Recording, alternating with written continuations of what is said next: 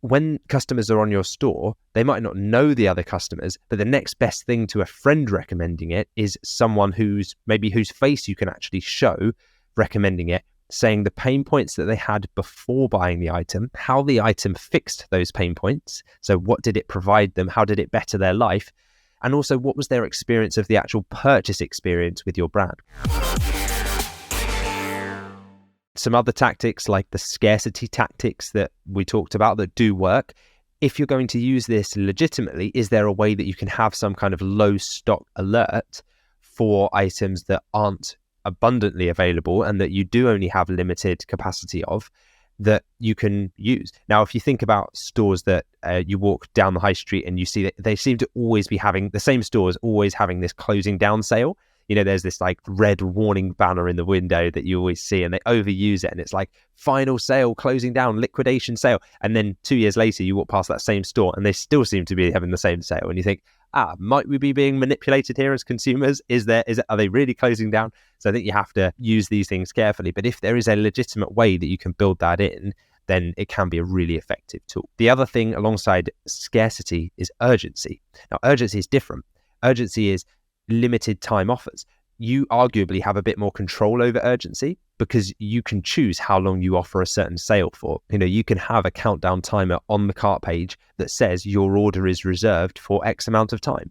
Again, that's up to you. That's perfectly legitimate to do and genuine. You're not saying that if you then come back later and try to purchase that product, it won't be available. You're just telling them that your specific order is reserved for this time frame. It's a bit like when you're shopping in the supermarket. Have you ever heard that announcement come over the tannoy where they say, just to let you know, this store will be closing in 5 minutes? And you're like, oh wow, I need to buy some stuff here, but I need to get my purchase done, because the last thing you want to do is take 6 minutes and then you get to the till and they say, sorry, we're closed. That's urgency in action. It forces you to focus the mind and think, how do I get this purchase done before it's too late? So effective tactics, and I'm sure it's part of the reason why they do that announcement as well. Another thing you can do is including customer reviews, and the idea of those is to obviously build trust and remove doubts, because it just enhances that likelihood of somebody converting.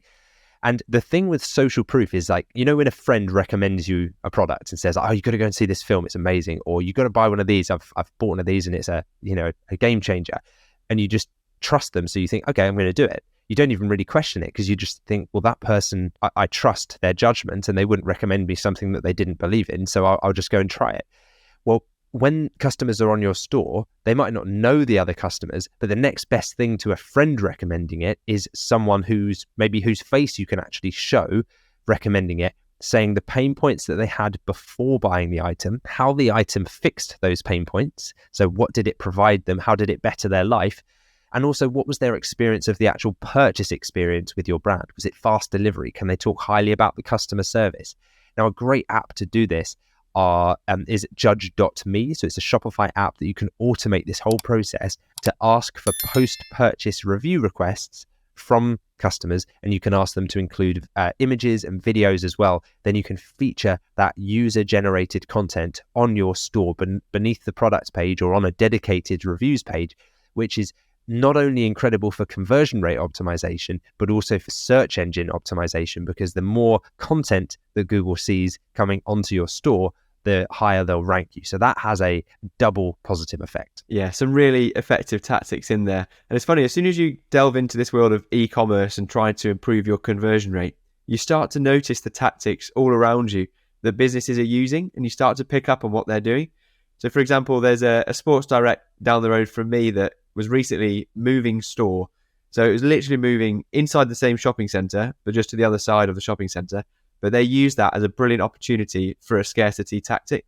So they had all of you can picture the tape across the front of the store closing down, all stock must go, sale now, reduced offer on everything up to 50% off. All of these different signs across the front of the store, even though it was only that one store that was just moving a 60-second walk to the other side of the shopping centre. But they really made the most of that. And you start to see these. Same with the importance of reviews. And then you realise that the adverts on YouTube or on the TV from Google, and they're giving celebrities the Google Pixel and telling them to talk about their experience with the Google Pixel. And that was their pure marketing strategy, is social proof, to show people what others are thinking about the products. And they didn't try and sell it themselves. They just gave it to people who have used those products and got those people to sell it to others. So clearly, if we can tie into some sort of scarcity, if we can make reviews and social proof a real key strategy for our store and converting people, we can have those same benefits that these large companies have as well. So some really effective tactics. What else can our listeners do now that we're moving on to some more advanced strategies? Yeah, well, another thing is if you sell products that are a little bit more complex and maybe you have lots of variants of the products, like different sizes, different colors, other options, things that you can tag onto them, then try and reduce the confusion as much as possible and avoid that decision paralysis that you can get when you're just presented with so many different options that you just think, oh, it's easier to just not make a decision at all and give up. Right? So think very carefully, because remember, you only have to make this decision once. As the e-commerce owner, yes, it's your job to simplify the complex, but you only have to do it once. The beauty of it is you front load that work and really think, how can I provide this in the simplest way to a customer that they can very easily make the decision and then lock it in. And then you could roll that out across your entire website, across all the products, because your virtual assistant at that point could maybe take over that process. So for example, does it make sense to have a color drop down item to show the barbecue in red, blue and green? Or does it make sense to have that split out as separate products so you can say that this product is the red barbecue, this product page is the blue barbecue, and maybe have the sizes different. But if the sizes are visually different as well, one's that big and one's that big, then maybe you need a separate product for the larger one because you want to show that in the image on Google, because you can only show one image on the Google shopping result of the larger one to get people to click it who want the larger one. So there are all these things that you have to just figure out and think very carefully about how you present the product and think what makes the most sense to the customer. If you can provide a comprehensive, a clear and simple description as well alongside the product, that can really help customers understand the product better, and it just aids in that whole decision-making process. So one tip we like to do is turn features into benefits. There's no point saying about, the materials that it's made of and the color that it has and all of this. Like, talk about what does that mean for the customer, right? And one nice way of doing this is add to whenever you think you have a feature, say which means that after it, or so that, like, so what, so for example, it's coated with a heat resistant material so that you don't burn yourself when you pick it up, right? So it's like, what's the benefit to the person who's going to be buying it? Don't just provide the feature. A great tool for doing this is something like ChatGPT. You can feed in a list of features and say, could you provide me the benefits that a human would get from these features of a product? And then that's the way you can paint a really convincing and simple product description that is very benefit driven. And also you want to talk about what pain points does the product solve. Figure out a way of what's the current pain that the customer's experiencing that this product overcomes. And if you can talk through that, that's really powerful too. And finally, end your product description on a call to action. They've read the product description, they're bought in, they're clearly very interested. So tell them what to do next. If you are in the market for a barbecue like this, then don't wait around, buy it today. Click the button below, something like that, right? An easy call to action. Yeah, it all ties into making sure it's very simple for customers to buy and make it clear what they need to do to place their order, and they'll know exactly what they'll receive once they get it as well.